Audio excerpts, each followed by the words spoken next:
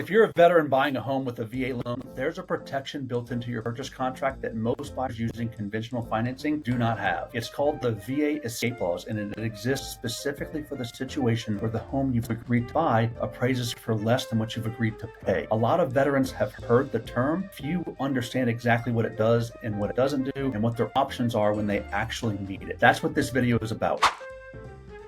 To understand why the VA escape clause matters, you need to understand one thing about how VA loans work. With a VA loan, the amount you can borrow is capped at the lesser of the purchase price or the appraised value of home, which is ever lower. That means if you agree to pay $400,000 for a home and the VA appraisal comes back at $375,000, your loan amount is capped at $375,000. The $25,000 gap doesn't disappear. Someone has to cover it, and without that escape clause, that someone would be you, regardless of whether you wanted to proceed with the purchase or not. The VA escape clause exists to make sure that if the appraisal comes in below the contract price, you have options, and that walking away from the deal is one of them.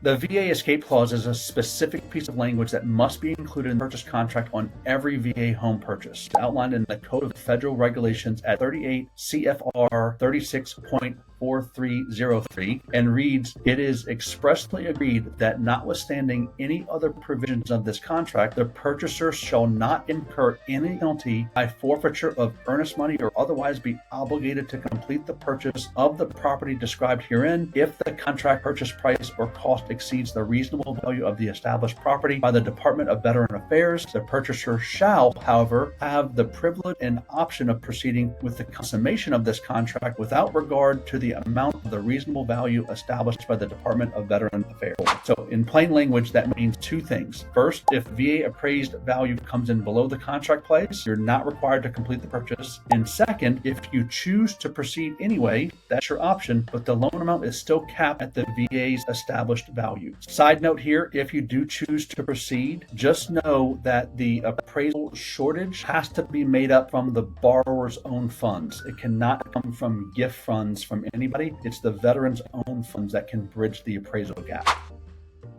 The VA escape clause must be signed by both the buyer and the seller on all VA purchase loans, including contract for new construction, if the sales contract is signed before the veteran receives the notice of value from the VA appraisal. It's the lender's responsibility to make sure the clause is in the sales contract before closing. If the clause is missing, the contract must be amended to include it before the loan can close. And if it's not included, the VA will not guarantee the loan. This isn't a formality, it's a requirement that protects the veteran, and it has to be there. If the VA's established reasonable value comes in below the contract price, the escape clause gives you three paths forward. The first is to negotiate with the seller to lower the purchase price to match the VA's appraised value. This is often the preferred path when the seller is motivated. It keeps the deal together without requiring the veteran to bring additional cash to closing. The second option is to proceed with the purchase by covering the difference out of pocket. That means paying the gap between the appraised value and the contract price in cash at closing. This is an option if you have the funds available and still want the home at the agreed upon price, but it's worth understanding that you'll be paying above what the VA has determined the reasonable value of the property to be. The third option is to exit the transaction entirely without forfeiting your earnest money deposit. That's the core protection of the escape. That's the core protection the escape clause provides. If the appraisal comes in low and you invoke the clause, you can walk away and your deposit must be returned. Before choosing between those three options, there's another step worth knowing about. So if you disagree with the value the VA appraiser has established, you have the right to request a reconsideration of value. A reconsideration of value, sometimes called an ROV, allows your real estate agent to provide the lender with valid sales data showing that comparable properties support a higher value than what the lender then asks the appraiser to reconsider based on that information. An ROV doesn't guarantee a different outcome, but it's a step worth taking before deciding to cover the difference in cash or walking away, especially if you and your agent believe the sales in the area. So if the value still comes in below the contract price after the ROV, then the three options would be applicable: negotiate, pay the difference, or exit. That's what remains on the table.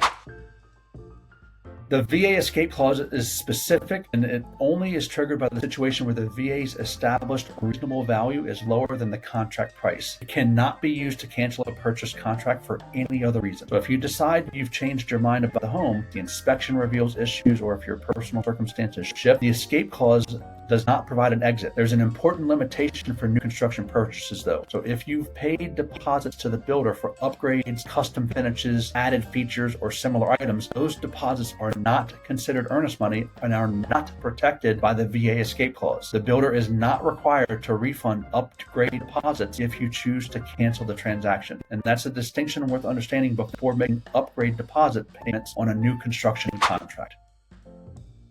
If you invoke the VA escape clause and exit the transaction because the reasonable value came in below the contract price, the title company or other entity holding the escrow funds is required to follow the contract terms and return your earnest money deposit. So VA supports veterans in this process by providing guidance to title companies, real estate professionals, and other stakeholders about the rules around refunding earnest money when the escape clause has been invoked. One important boundary to understand: the VA cannot intervene in civil disputes or provide legal advice. If there's a dispute about the return of your earnest money, VA can provide guidance and support, but resolving a civil disagreement may ultimately require legal assistance.